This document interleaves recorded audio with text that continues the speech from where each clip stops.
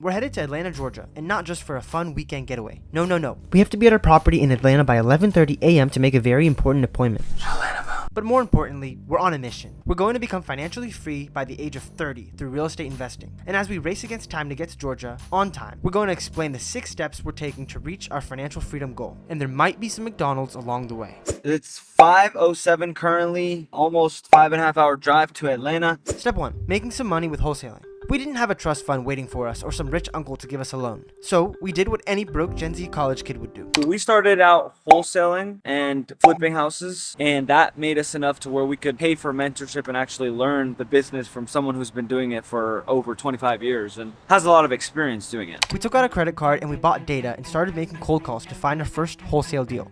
We had to make this work or else we were going to end up living in a cardboard box. Just kidding. Wholesaling is a phenomenal way that you could start with very little to no money. A lot of hustle is obviously required. You gotta hustle, you gotta be a hustler. So if you're not a hustler, I wouldn't recommend it, but we were. It was a great way for us to start making and generating some income and being able to then transition into something a little bit larger like multifamily. Right now, I actually don't. We're in South Carolina right now. I had to put gas, get some breakfast. I think we have 3 hours left till we get to Georgia. I think we'll make it on time. I hope so. Been napping hard the whole time. Step 2, building our multifamily network. After wholesaling a few deals, we had some cash to play with, but we knew our end goal was to build wealth and create passive income. Multifamily would allow us to reach this at scale, and it was always the end goal anyway. Something about big buildings and Grant Cardone got Kenny going. Before we invested in any kinds of mentorship or mastermind, we were not taken seriously by brokers. It was very difficult without having a track record or a partner to leverage in the space. So we set out to build our multifamily network. It was hard since we hadn't done a multifamily deal yet, and we were usually mistaken for someone's kids rather than attendees. But we knew we had to keep pushing and networking, because without a solid network, we were just 3 brothers with a dream and a few bucks in our pockets. So after we invested in our mentorship and just invested in our education, we were able to leverage our partner's experience, and that helped us because when we're speaking with partners or brokers or institutional capital looking to buy whatever it is, we can leverage our partner who has significantly more experience than we do, and that helps us buy these deals, find money. Step 3, getting experience and building our track record. With some cash in hand and a network to back us up, we were ready to dive into the multifamily world. What we did to gain experience was learn how to speak the lingo of multifamily, continue underwriting a lot of deals, speaking with brokers, looked at a lot of properties, walked a lot of properties, we looked at renovations for a lot of properties. Doing all of this helps us with confidence because we understand what we're talking about, we understand what we're getting into, we understand the renovation process, what to look for. Step number 4, after partnering on deals, we decided it was time to take on the big shark, doing our own deal as lead sponsor. I look at over 100 deals in order to find one that potentially fits our criteria, and then out of the one that we find, we have to do that 10 times to actually find one that we'll likely get an offer accepted. So we're looking at a lot of deals.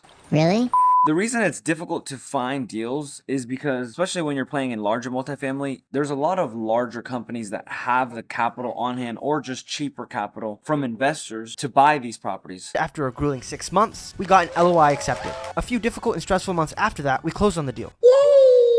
We were officially lead sponsors on a 100+ unit apartment complex in our 20s. What time are you going to the property today? I'm currently driving right now. My ETA is 11:30. Step 5, managing the multifamily property well. We have third-party property management companies that can manage the asset better than we can day to day. They're the ones leasing up the property, maintenance requests, any marketing to get potential residents at the property. Oh, well.